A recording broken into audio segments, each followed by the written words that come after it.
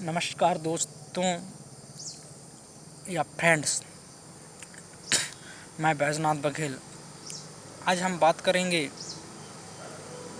वैदिक काल के बारे में।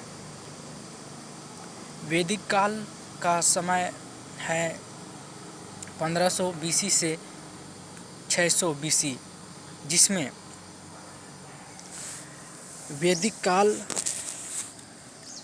1500 से 1000 बीसी तक एवं उत्तर वैदिक काल 1000 से 600 बीसी तक माना गया है।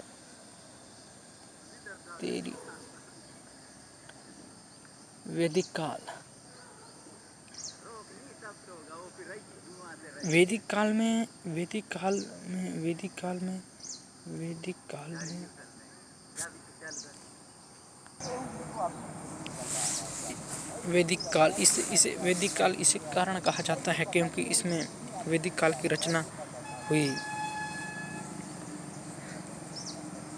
इसमें नारी को उच्च वर्ग यानी श्रेष्ठ माना जाता था और इसमें सबसे ज़्यादा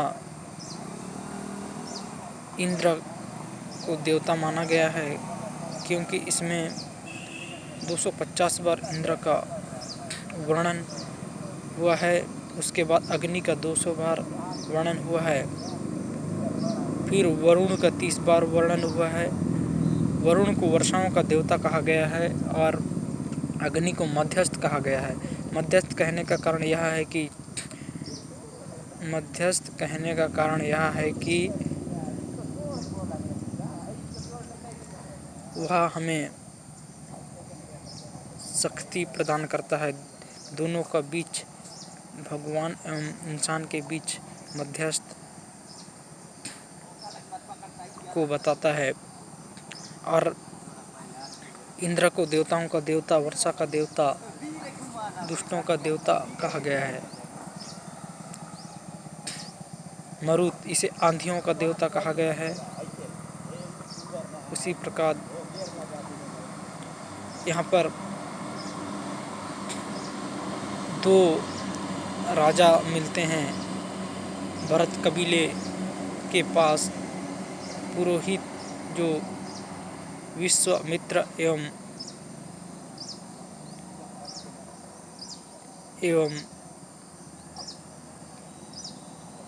विश्वामित्र जो कि गायत्री मंत्र का रचना किया है, और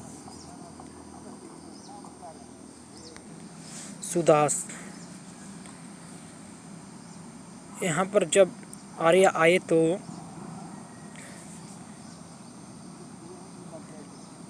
यहाँ देखने लगे। यहाँ पहले से कुछ लोग निवास करते थे, जो जंगल में निवास करते थे, जिन्हें आदिवासी कहा गया।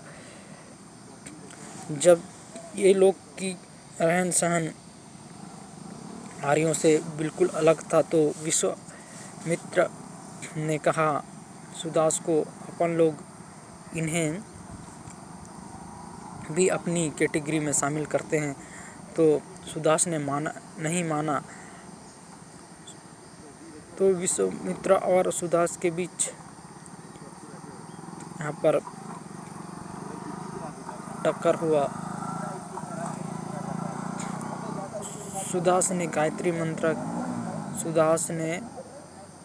विश्वामित्र ने गायत्री मंत्र की रचना की है। और यहाँ पर शिक्षित नारियाँ, लोपामुद्रा, विस्मति, अपारा, ऐसे शिक्षित नारियाँ हैं यहाँ पर। वैदिक काल में यहाँ का प्रमुख कृषि, यहाँ का प्रमुख व्यवसाय कृषि रहा है, और इनका निवास अस्थायी रहा है। और इनमें सभा होता था, गण, और इनका कबीला तंत्र रहता था। इनमें प्रमुख संस्थाएं सभा, समिति, विदत गण सभा में सामान्य निर्णय लिया जाता था और सभा में सामान्य निर्णय लिया जाता था और समिति में राजन का पद नियुक्ति एवं पदमुक्ति होता था। यहाँ पर समिति का मुखिया किसान होता था। इसमें विदत में वितरण का काम किया जाता था। यह वितरण सभी को समान मात्रा में मिले और यहाँ ही सभी को समान मात्रा में मिले। यहाँ पर सम की भावना थी। गण का उतना वर्णन नहीं मिलता है हमें यहाँ पर।